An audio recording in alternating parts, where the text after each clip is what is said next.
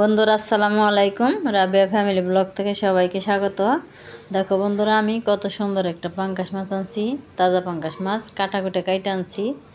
এখন আমি পরিষ্কার করে ডইলে, তাহলে সবাই পুরো ভিডিওটাই দেখে নিও। সবাই লাইক কমেন্ট শেয়ার করো এবং সাবস্ক্রাইব করে আমার পাশে থেকো। আমার ফেসবুক পেজ ফলো করে দিও।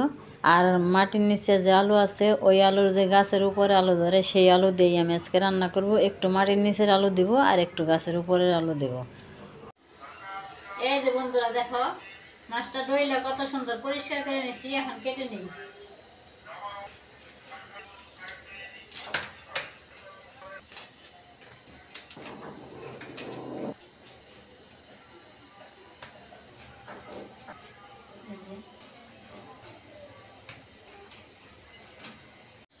এই যে মাছটা এইভাবে কেটে নিলাম। এখন ধুয়ে পরিষ্কার করে নিই। গাছের উপরে ধরে আমি আলুটি কেটে সুন্দর করে ধুয়ে নিই। আমার পাঙ্গাস মাছ রান্না করতে যা যা লাগবে আমি সবকিছু এখানে নিয়ে নিছি। কাঁচামরিচ, পেঁয়াজ আর পেঁয়াজের পাতা আর ধনিয়া পাতা, এগুলো হয়েছে মাটির নিচের আলু। আর এই মাটির নিচের আলুর উপরে যে গাছের উপর আলু ধরে, এগুলো হয়েছে সেই আলু। দেখো বন্ধুরা, অনেক সুন্দর। এই আলুগুলো দিয়ে আমি আজকে পাঙ্গাস মাছ দিয়ে রান্না করব। আমি যে পাঙ্গাস মাছ, এগুলো আমি কেটে সুন্দর করে ধুয়ে নিছি। তোমরা তো দেখতেই পারছো যে আমি পরিষ্কার করে ডইলে যে এই উপরের পাতলা চামড়া ফেলে দিছি। সুন্দর করে ডইলে ধুয়ে লবণ দিয়ে ধুয়ে রাখছি। এখন আমি এই মাছ সাথে আর মাটির নিচের আলু আর গাছের আলু দিয়ে আর এই মশলাগুলো দিয়ে আমি রান্না করব। দেখো বন্ধুরা, আমি পেঁয়াজ দিয়ে দিলাম মাছের মধ্যে, আর পেঁয়াজের পাতা দিয়ে দিলাম, কাঁচামরিচ দিয়ে দিলাম, আদা বাটা দিয়ে দিলাম, রসুন বাটা দিয়ে দিলাম, আর এখানে জিরে আর ধনিয়া বাটা দিয়ে দিলাম। একইভাবে আমি আবার এইখানেও দিয়ে দেবো। পেঁয়াজ দিয়ে দিলাম, পেঁয়াজের পাতা দিয়ে দিলাম, কাঁচামরিচ দিয়ে দিলাম, আদা বাটা দিলাম, রসুন বাটা দিলাম, জিরে আর ধনিয়া বাটা দিয়ে দিলাম। এখন মাছের মধ্যে হলুদের গুঁড়া দিয়ে দিলাম, মরিচের গুঁড়া দিয়ে দিলাম। আবার এই আলুর মধ্যেও হলুদের গুঁড়া দিয়ে দিলাম, মরিচের গুঁড়া দিয়ে দিলাম। এখন মাছে লবণ দিয়ে দিলাম, এই আলুর মধ্যেও লবণ দিয়ে দিলাম। সুন্দর করে মাখিয়ে নেব। মাছটাও মাখিয়ে নেব, আমার আলুটাও মাখিয়ে নেব। শীতের দিনে নতুন পেঁয়াজ পাতা না দিলে তরকারি ভালো লাগে না। আমি পেঁয়াজ পাতা দিয়ে দিলাম।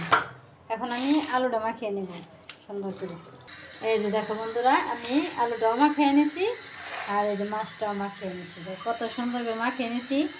আমার মতো এরকম তাজা মাছ মাখিয়ে রান্না করে, জাকি দিয়ে রান্না করে খাইয়ে আমাকে কমেন্টস করবে কেমন লাগে। এখন আমি অল্প একটু তেল দিয়ে দিলাম বাগার ওঠানোর জন্য।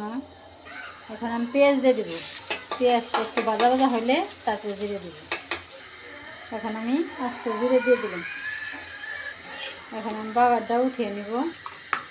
এখন আমি তেল দিয়ে দিলাম, মাখানো মাছগুলো দিয়ে দিলাম। এখন ভালোভাবে কষিয়ে নিব। এমনি না ভাইজা আমি সব মশলা দিয়ে এই যে এইভাবে ভাইজে নিব। সব মশলা দিয়ে মাখিয়ে এইভাবে ভাইজা নিলাম। এইভাবে উল্টে উল্টে ভাইজে নেব, উল্টে দিয়ে দিয়ে ভাইজে নেব। এখন আমি একটা একটা করে উঠিয়ে নেব।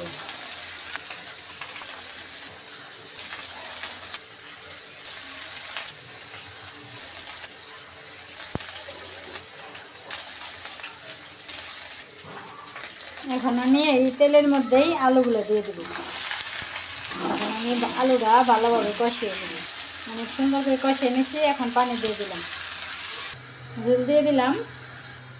এখন আজ আমি বাগারটা উঠিয়ে রাখছি, এ বাগারটা আমি বেটে নেব। এখন আমি মাছটা দিয়ে দিলাম।